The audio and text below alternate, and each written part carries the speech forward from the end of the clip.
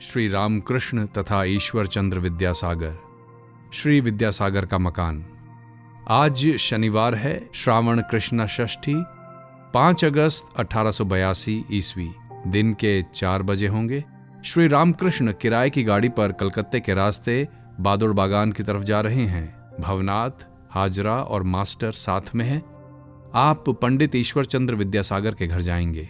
श्री रामकृष्ण की जन्मभूमि जिला हुगली के अंतर्गत कामारपुकुर गांव है, जो पंडित विद्यासागर की जन्मभूमि वीर सिंह गांव के पास है।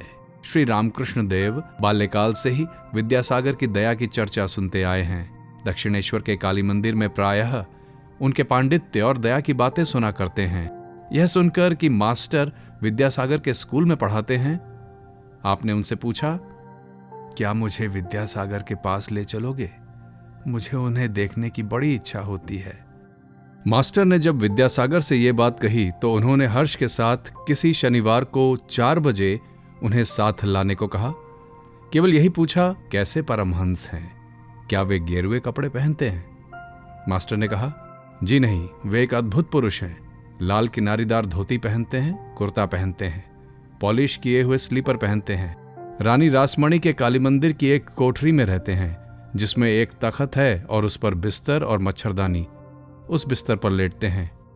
कोई भारी भेष तो नहीं है, पर सिवाय ईश्वर के और कुछ नहीं जानते। अहर्निश उन्हीं का चिंतन किया करते हैं। गाड़ी दक्षिणेश्वर काली मंदिर से चलकर शाम बाजार होते हुए अब एमहर्स्ट स्ट्रीट में आई है। भक्त लोग कह रहे हैं कि अब बादुड़ बागान के पास आई है। श्री रामकृष्ण बालक की भांति आनंद से बातचीत करते हुए आ रहे हैं। एमहर्स्ट स्ट्रीट में आकर एकाएक उनका भावांतर हुआ, मानो ईश्वर आवेश होना चाहता है। गाड़ी राममोहन राय के बाग की बगल से आ रही है। मास्टर ने श्री रामकृष्ण का भावांतर नहीं देखा, झट से कह दिया, यह राममोहन राय का बाग है। श्री रामकृष्ण नाराज हुए, कहा, अब ये बातें अच्छी नहीं लगती। वे भावाविष्ट हो रहे हैं। विद्यासागर के मकान के सामने गाड़ी खड़ी हुई। मकान 2 मंजिला है, साहबी ढंग से सजा हुआ है। मकान के चारों ओर खुली जगह है जो दीवार से घिरी हुई है। मकान के पश्चिम की ओर फाटक है। आंगन में बीच बीच में पुष्प वृक्ष लगे हुए हैं। नीचे पश्चिम वाले कमरे में ऊपर चढ़ने के लिए जीना है। विद्यासागर ऊपर रहते हैं। जीने से चढ़कर ऊपर जाते ही उत्तर की ओर एक कमरा है, उसके पूर्व की ओर एक हॉल है। हॉल के दक्षिण पूर्व वाले कमरे में विद्यासागर सोया करते हैं। दक्षिण की ओर एक और कमरा है। ये सारे कमरे कीमती पुस्तकों से भरे हैं। पुस्तकों पर सुंदर जिल्द लगवाकर उन्हें अच्छी तरह सजाकर रखा गया है।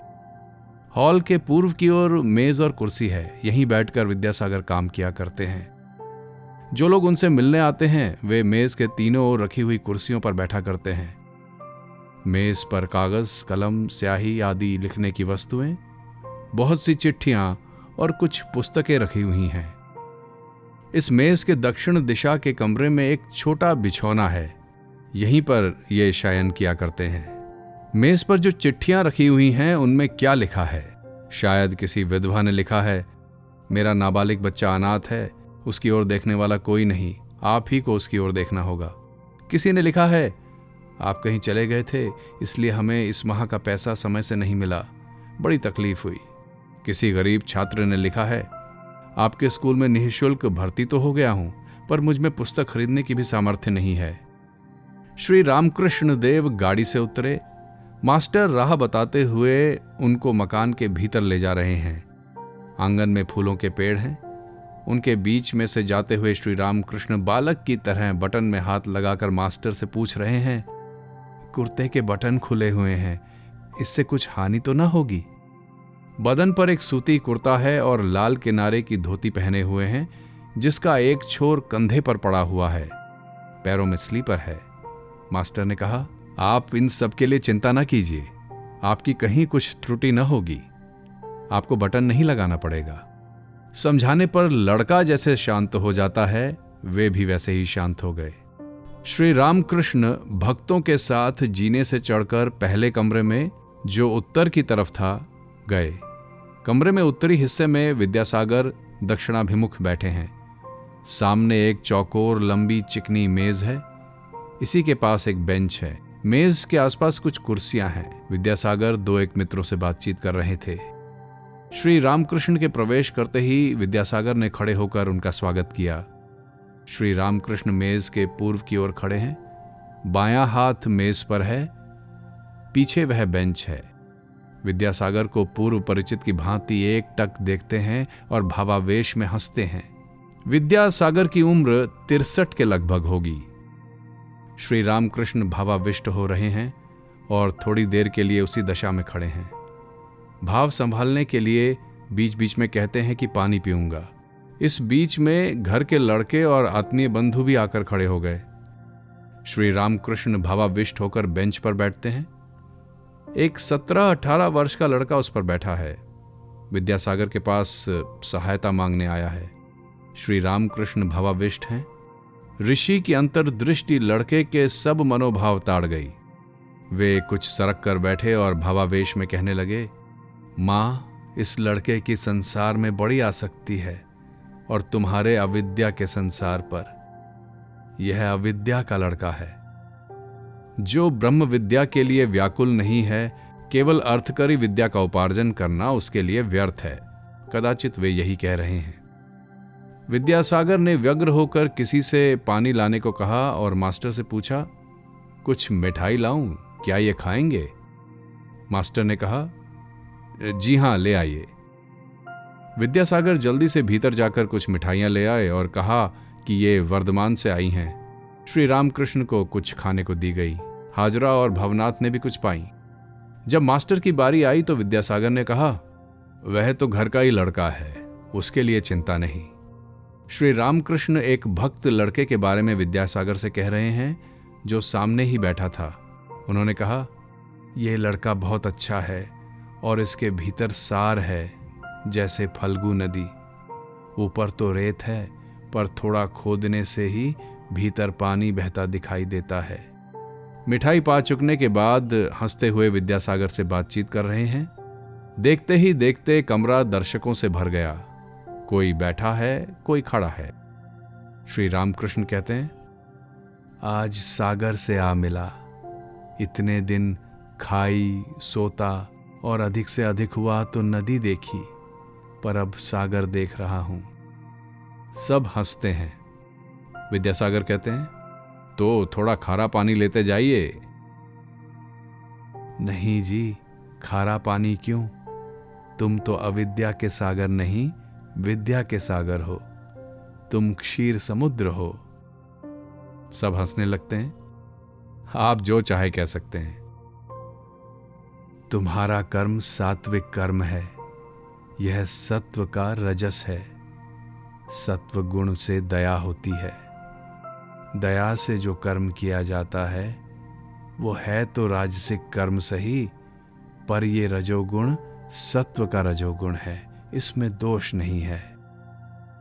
शुकदेव आदि ने लोक शिक्षा के लिए दया रख ली थी, ईश्वर के विषय में शिक्षा देने के लिए। तुम विद्या दान और अन्न दान कर रहे हो, ये भी अच्छा है। निष्काम रीति से कर सको तो इससे ईश्वर लाभ होगा। कोई करता है नाम के लिए, कोई पुण्य के लिए, उनका कर्म निष्काम नहीं। फिर सिद्ध तो तुम हो ही। महाराज, ये कैसे? आलू पलवल सिद्ध होने से, पक जाने से नरम हो जाते हैं। सो तुम भी बहुत नरम हो, तुम्हारी ऐसी दया। सब हंसने लगते हैं। विद्यासागर भी हंसते हुए, पीसा उड़द तो सिद्ध होने पर सख्त हो जाता है। तुम वैसा क्यों होने लगे? खाली पंडित कैसे हैं? मानो एक पके फल का अंश जो अंत तक कठोर ही रह जाता है। वे ना इधर के हैं ना उधर के। गीध खूब ऊंचा उड़ता है, पर उसकी नजर हड़ावार पर ही रहती है। जो खाली पंडित हैं वे सुनने के ही हैं, पर उनकी कामिनी कांचन पर आसक्ति होती है। गीध की तरह वे सड़ी लाशें ढूंढते हैं। आसक्ति का घर अविद्या के संसार में है। दया, भक्ति, वैराग्य ये विद्या के ऐश्वर्य हैं। विद्यासागर चुपचाप सुन रहे हैं। सभी टकटकी बांधे इस आनंदमय पुरुष को देख रहे हैं, उनका वचनामृत पान कर रहे हैं। ज्ञान योग अथवा वेदांत विचार। विद्यासागर बड़े विद्वान हैं। जब संस्कृत कॉलेज में पढ़ते थे तब अपनी श्रेणी के सबसे अच्छे छात्र थे। हर एक परीक्षा में प्रथम होते और स्वर्ण पदक आदि अथवा छात्रवृत्तियां पाते थे। होते होते वे संस्कृत कॉलेज के प्रधान अध्यापक तक हुए थे। संस्कृत व्याकरण तथा काव्य में उन्होंने विशेष ज्ञान प्राप्त किया था। स्वयं के प्रयत्न से अंग्रेजी सीखी थी। विद्यासागर किसी को धर्म शिक्षा नहीं देते थे। वे दर्शनादि ग्रंथ पढ़ चुके थे। मास्टर ने एक दिन उनसे पूछा, आपको हिंदू धर्म कैसे लगते हैं? उन्होंने जवाब दिया, यही मालूम होता है कि वे जो चीज समझाने गए उसे समझा न सके। वे हिंदुओं की भांति श्राद्धादि सब धर्म अनुष्ठान करते हैं, गले में जनेऊ धारण करते हैं। अपनी भाषा में जो पत्र लिखते हैं उनमें सबसे पहले श्री श्री हरि शरणम ये ईश्वर वंदनात्मक वाक्य लिखते हैं। मास्टर ने और एक दिन उनको ईश्वर के विषय में ये कहते सुना, ईश्वर को कोई जान तो सकता नहीं, फिर करना क्या चाहिए? मेरी समझ में हम लोगों को ऐसा चाहिए कि यदि सब कोई वैसे हो तो ये पृथ्वी स्वर्ग बन जाए। हर एक को ऐसी चेष्टा करनी चाहिए कि जिससे जगत का भला हो। विद्या और अविद्या की चर्चा करते हुए श्री रामकृष्ण ब्रह्म ज्ञान की बातें कर रहे हैं। विद्यासागर बड़े पंडित हैं। शायद षट दर्शन पढ़कर उन्होंने देखा है कि ईश्वर के विषय में कुछ भी जानना संभव नहीं। श्री रामकृष्ण कहते हैं, ब्रह्म विद्या और अविद्या दोनों के परे है, वह मायातीत है। इस जगत में विद्या माया और अविद्या माया दोनों हैं। ज्ञान भक्ति भी हैं और साथ ही कामिनी कांचन भी है। सत भी है और असत भी, भला भी है बुरा भी, परंतु ब्रह्म निर्लिप्त है। भला बुरा जीवों के लिए है, सत असत जीवों के लिए। वह ब्रह्म को स्पर्श नहीं कर सकता। जैसे दीप के सामने कोई भागवत पढ़ रहा है और कोई जाल रच रहा है, पर दीप निर्लिप्त है। सूर्य शिष्ट पर भी प्रकाश डालता है और दुष्ट पर भी। यदि कहो कि दुख, पाप, अशांति ये सब फिर क्या है, तो उसका जवाब ये है कि वे सब जीवों के लिए हैं। ब्रह्म निर्लिप्त है। सांप में विष है, औरों को डसने से वे मर जाते हैं, पर सांप को उससे कोई हानि नहीं होती। ब्रह्म क्या है सो मुंह से नहीं कहा जा सकता। सभी चीजें झूठी हो गई हैं। वेद, पुराण, तंत्र, षड्दर्शन सब झूठे हो गए हैं। मुंह से पढ़े गए हैं, मुंह से उच्चारित हुए हैं, इसी से झूठे हो गए। पर केवल एक वस्तु झूठी नहीं हुई है, वह वस्तु ब्रह्म है। ब्रह्म क्या है ये आज तक कोई मुंह से नहीं कह सका। विद्यासागर मित्रों से कहते हैं, वाह, ये तो बड़ी सुंदर बात हुई। आज मैंने एक नई बात सीखी। एक पिता के 2 लड़के थे। ब्रह्म विद्या सीखने के लिए पिता ने लड़कों को आचार्य को सौंपा। कुछ वर्ष बाद वे गुरु गृह से लौटे। आकर पिता को प्रणाम किया। पिता की इच्छा हुई कि देखें इन्हें कैसा ब्रह्म ज्ञान हुआ। बड़े बेटे से उन्होंने पूछा, बेटा तुमने तो सब कुछ पढ़ा है, अब बताओ ब्रह्म कैसा है। बड़ा बेटा वेदों से बहुत से श्लोकों की आवृत्ति करते हुए ब्रह्म का स्वरूप समझाने लगा। पिता चुप रहे। जब उन्होंने छोटे लड़के से पूछा तो वो सिर झुकाए चुप रहा, मुंह से बात न निकली। तब पिता ने प्रसन्न होकर छोटे लड़के से कहा, बेटा तुम ही ने कुछ समझा है। ब्रह्म क्या है ये मुंह से नहीं कहा जा सकता। मनुष्य सोचता है कि हम ईश्वर को जान गए। एक चींटी चीनी के पहाड़ के पास गई थी। एक दाना खाकर उसका पेट भर गया। एक दूसरा दाना मुंह में लिए अपने डेरे को जाने लगी। जाते समय सोच रही है कि अब की बार आकर समूचे पहाड़ को ले जाऊंगी। शुद्र जीव यही सब सोचते हैं। वे नहीं जानते कि ब्रह्म वाक्य मन के अतीत है। कोई भी हो, वो कितना ही बड़ा क्यों ना हो, ईश्वर को जान थोड़ी सकता है। शुकदेव आदि मानो बड़े चींटे हैं, चीनी के 8-10 दाने मुंह में ले लें और क्या। वेद पुराणों में जो ब्रह्म के विषय में कहा गया है वो किस ढंग का कथन है सो सुनो। एक आदमी के समुद्र देखकर लौटने पर यदि कोई उससे पूछे कि समुद्र कैसा देखा, तो वो जैसे कहता है, आह क्या देखा, कैसी लहरें, कैसी आवाज। बस ब्रह्म का वर्णन भी वैसा ही है। वेदों में लिखा है वह आनंद स्वरूप है, सच्चिदानंद। शुकदेव आदि ने ये ब्रह्म सागर किनारे पर खड़े होकर देखा और छुआ था।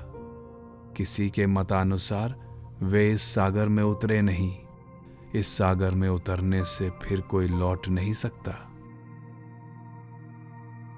निर्विकल्प समाधि तथा ब्रह्म ज्ञान। समाधिस्थ होने से ब्रह्म ज्ञान होता है, ब्रह्म दर्शन होता है। उस दशा में विचार बिल्कुल बंद हो जाता है, आदमी चुप हो जाता है। ब्रह्म कैसी वस्तु है ये मुंह से बताने की सामर्थ्य नहीं रहती। एक नमक का पुतला समुद्र नापने गया।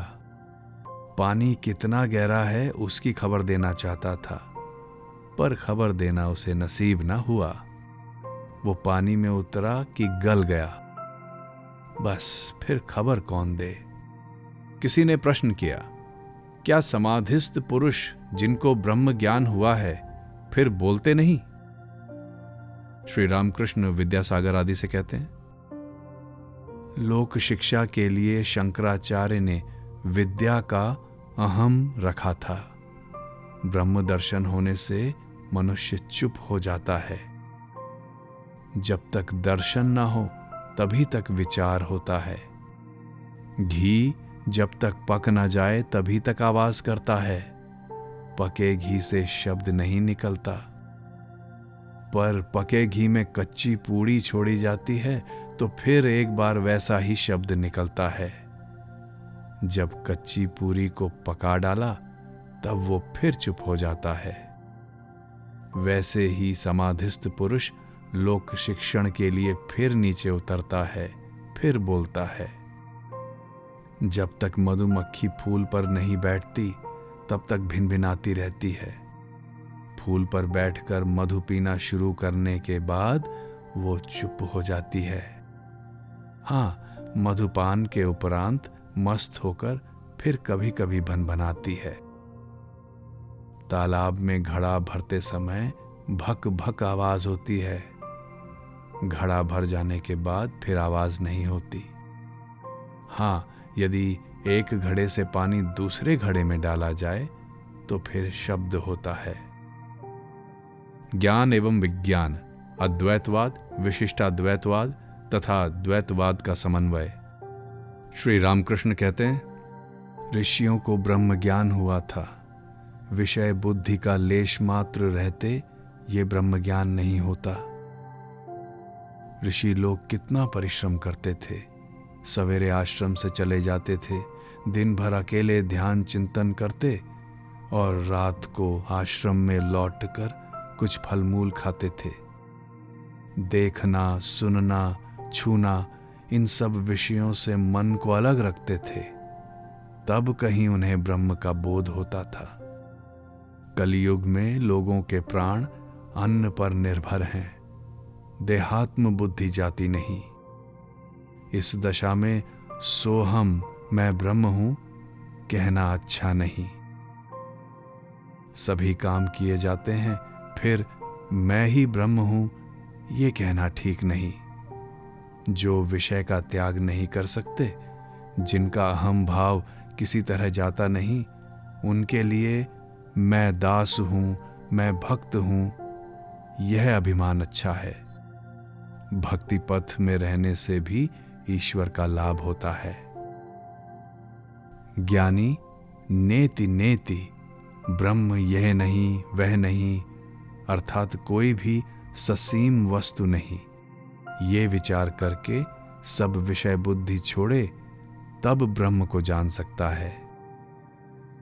जैसे कोई जीने की एक एक सीढ़ी पार करते हुए छत पर पहुंच सकता है, पर विज्ञानी जिसने विशेष रूप से ईश्वर से मेल मिलाप किया है और भी कुछ दर्शन करता है, वो देखता है कि जिन चीजों से छत बनी है उन ईंटों, चूने, सुर्खी से जीना भी बना है।